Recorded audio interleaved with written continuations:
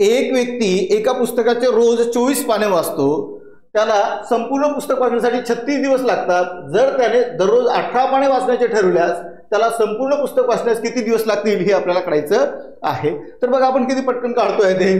काय होतं तर आता 36 गुणिले 24 करतोय आपण, ठीक नाही. आता 24 144, 144 ही 4, 14 राहिले तर 24 3 72, 72 आणि 14 86 होतात. म्हणजे पुस्तकाला पाने किती होती तर 864 होती.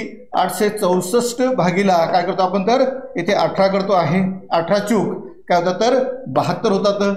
6 तून 2 गेले 4, 8 तून 1 7 गेले 1 खाल्याला वरचे 4 घेतले आणि 18 8 144 होतात.